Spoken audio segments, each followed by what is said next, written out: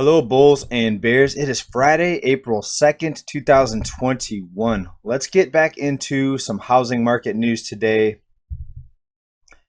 Now, the country is in what I call hang time or kind of pause mode to see what is going to happen in the housing market. And we've been keeping a close eye on many things, including the tens of millions of people that cannot pay their housing payments. It's over 2 million for the pending foreclosures or homes that would have been foreclosed if it were not for the forgiveness programs. We also have over between 10 and 12 million, I guess it is now, for rents, people that can't pay their rent. All right, so we have this huge snowball that's waiting to roll down the hill. A lot of people are out there saying it's going to happen this year. In a manipulated economy where people make decisions to guide the direction of the markets, it's impossible to get you an exact timing on this, but we can look at certain things, certain indicators that kind of gives us hints on which way this thing may be headed. All right. Now, if it was a free market, of course, we know what would have happened by now. We would have already seen a massive price correction, but a free market would involve a lot more than just getting rid of the moratoriums.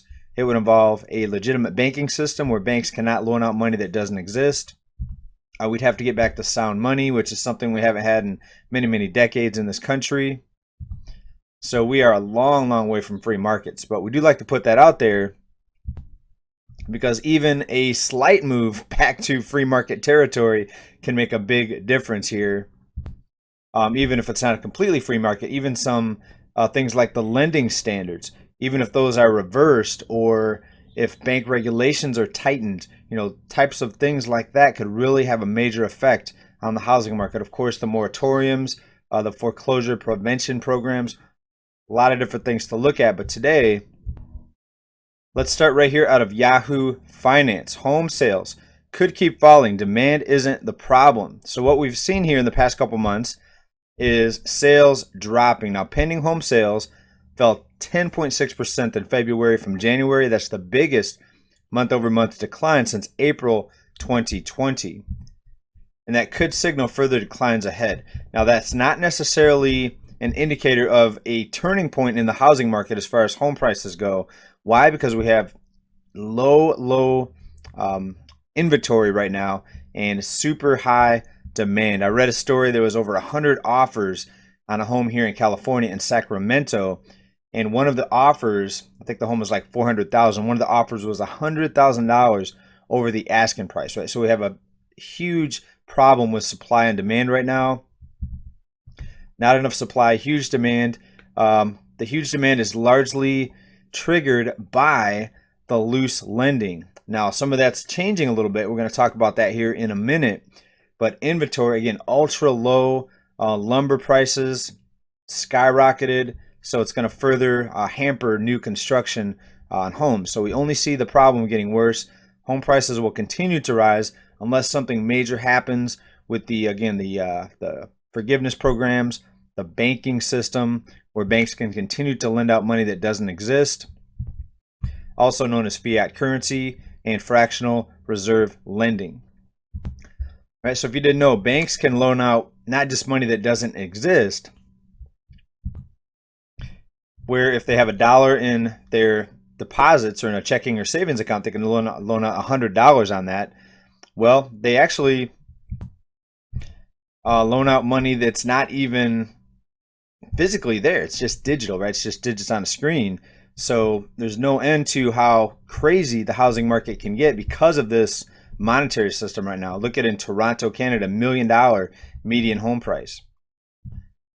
I mean, the inflationary pressures are everywhere, and it's absolutely insane, especially because it doesn't have to be that way, because the manipulation is guiding us towards price inflation, when actually, when you look at the economy and the jobs numbers, there should be falling prices, dropping prices. Completely insane markets right now. How much longer will they remain insane? Well, that remains to be seen. But let's take a look at some other information here. Okay, we reported this a week or two ago, the Fed to end relaxed capital requirements for large banks. Now, this is part of the puzzle. It's not going to bring the whole housing market down, but it is a part of the larger puzzle of why home prices keep rising. All right, now this was part of the whole repo crisis where you saw overnight interest rates from interbank lending spike, and the Fed had to come in with a massive repo operation. Well, also, they had to loosen this guideline as far as bank reserves. The banking industry had lobbied for an extension for the relief, but on Thursday, the Fed said that since the requirements were relaxed last year, the Treasury market has stabilized. So has it stabilized? Well, let's go ahead and take a look, because the 10-year Treasury is tied to mortgage rates. Okay, they move loosely together. So when you see the 10-year Treasury rise, that's going to indicate that mortgage rates are also going to be rising.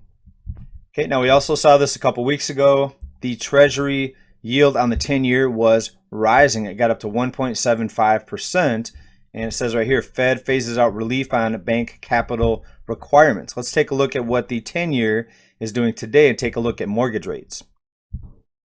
Okay, so today we see that it has dipped down again now to 1.67. That's a drop of almost 4%.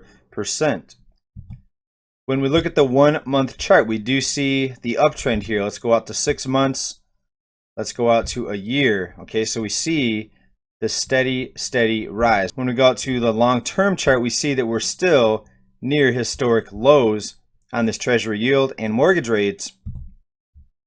Will the Fed allow the rates to rise? Well, we'll have to see. If they do, again, that's part of the puzzle. We know that a lot of the borrowers now, to afford these monthly payments, they have to get an ultra low mortgage rate to compensate for the higher home price. Mortgage firms, however, are warned right now. They're preparing for a tidal wave of distress. A tidal wave of distress. Let's talk about this article. Mortgage companies could face penalties if they don't take steps to prevent a deluge of foreclosures that threaten to hit the housing market later this year, a U.S. regulator said on Thursday. The CFPB warned the warning is tied to forbearance relief that's allowed millions of borrowers to delay their mortgage payments to avoid what the Bureau called avoidable foreclosures. When the relief lapses, mortgage servicers should start reaching out to the affected homeowners now to advise them on ways they can modify their loans. So it looks like what's going to happen is these mortgage companies, if they want to prevent this, what's being called deluge of foreclosures, is they're going to have to reach out, offer refinancing to these borrowers. The question is, will mortgage rates be much higher than they were when these borrowers initially borrowed the money? All right, so to sum it up, with more than 2 million borrowers now still postponing their mortgage payments, if those were allowed to basically get foreclosed, which is what normally would happen without these current programs, then that would be enough to really shift this housing market. Put that on top of rising mortgage rates. If those rates are allowed to continue to rise, a turning point could hit this year in 2020. Am I saying it's going to happen? No, because you can't predict. You cannot predict manipulation. We'll see what the Fed allows and what's going to happen. We're going to keep an eye on it for you. What is going to happen in 2021 with the economy as a whole, with the housing market? You let me know. What are your feelings? Is the Fed going to pull the rug out from under this? Are they going to further regulate the banks? Or is it going to be more deregulation, more easy money, more loose lending, and ultimately lower mortgage rates? Will the intervention push mortgage rates even lower? All right, please let me know down in the comments. What are you seeing in your neighborhood? In California here, the West Coast, we're still seeing massive demand for homes, and just multiple bidding wars, multiple offer homes being sold, more hot housing. Thanks for watching this report, everybody. Stay well, stay safe, stay prepared. Bye for now. Peace.